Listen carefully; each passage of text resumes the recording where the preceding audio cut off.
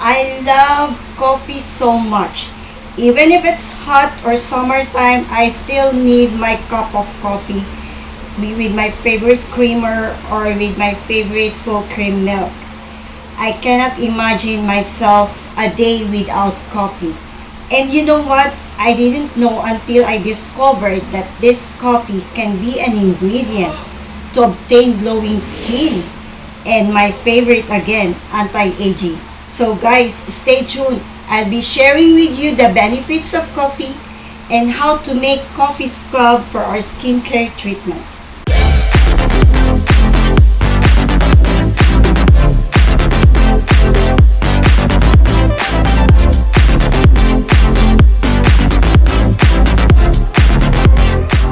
Hello guys, Mira here. Welcome back to my channel.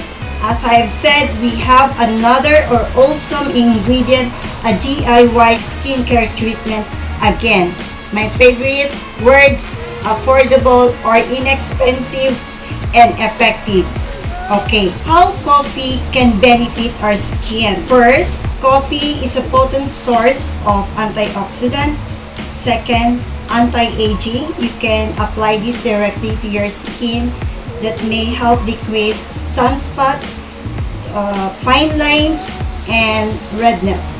Third, calming effects, tighten skin, and coffee is rich in vitamin B3 for skin cancer.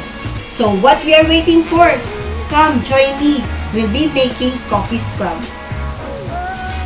The coffee scrub, we have ingredients. First, of course, coffee. We need only 1 teaspoon of coffee.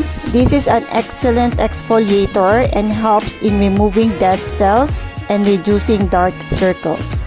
And we need 1 teaspoon of sugar. You can use white or brown sugar, whatever you have in your kitchen or your pantry. Sugar helps hydrate your skin and keep moisture within. And our third and last ingredient is coconut oil. You can use virgin coconut oil if you have that.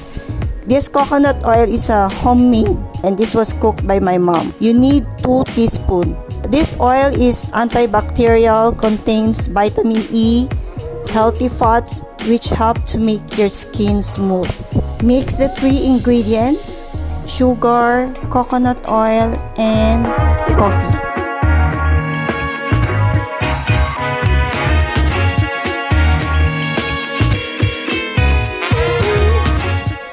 Now I'm ready to apply this on my face.